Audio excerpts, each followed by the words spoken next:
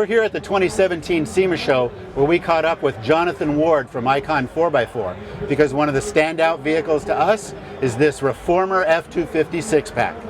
So Jonathan, talk to me about the concept of what we have. Well, I want to build the most inefficient things I possibly can.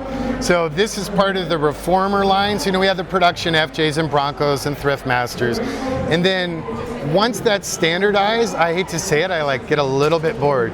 And I love doing these one-offs because it's like constant discovery and, you know, new challenges.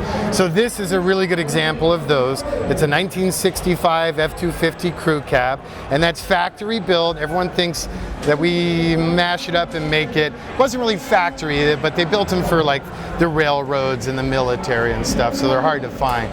But all that remains of it is the body shell, the seat frames, the door handles.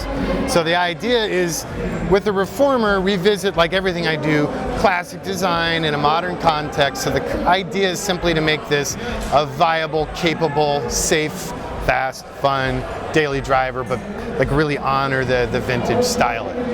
So it's got the beautiful styling of a 65 F250. And then we'll elaborate on that. So like the plastic knobs that didn't all kind of match, I'll take some liberties, pick my favorite one, CNC it in stainless, create more continuity with the design, and then just kind of geek out on every single detail. It's super fun. So what's under the hood? So this one's running a 5.9 Cummins, and then Gail Banks has become a dear friend, and we've been working with him for years. So we basically said to Gail, just send me whatever the heck you have for the 5.9, which you and I both know he has kind of everything for it. Yeah. So it's about probably 750 torque, but totally manageable, daily driver, and it just moves like a freight train. And whose transmission? In fact, so basically I cheated. I took an 07 Mega Cab 3500 Dodge and built the truck upon that. But it was a client request because he doesn't like the current generation Ford diesel, but has massive faith and experience in the Dodge. So everything is Dodge underneath, axles and suspension. Everything. Yeah, I mean, I did the Core Fox off-road racing suspension. We did ceramic-coated stainless Gale Banks exhaust, upgraded the brakes and the clutch. But yes, the primary architecture, in fact, even the reference VIN, the client, if he needs to, can roll into a Dodge dealer, maybe piss them off, confuse them a little bit, but tell them, hey, it's this. All part number consistency, CAN bus, electronics, OBD2, everything is still consistent to that VIN. So we try and avoid the Johnny Cash specials, you know, where the client doesn't know what to do, where to get what.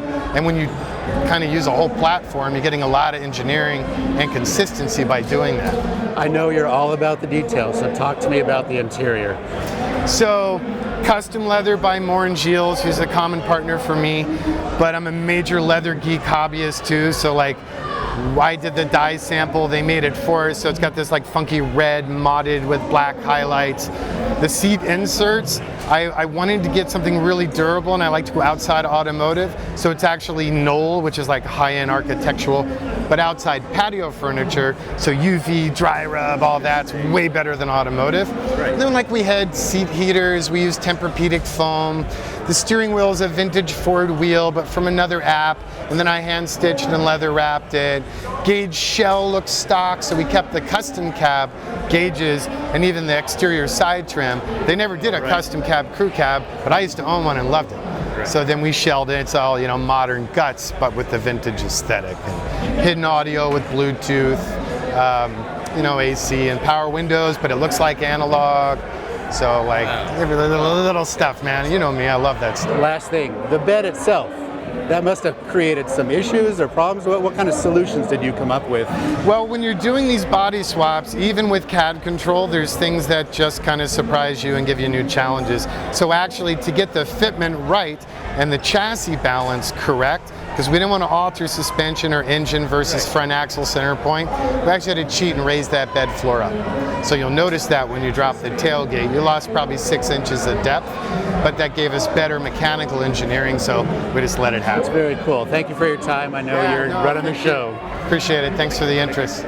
For more, go to pickuptrucks.com.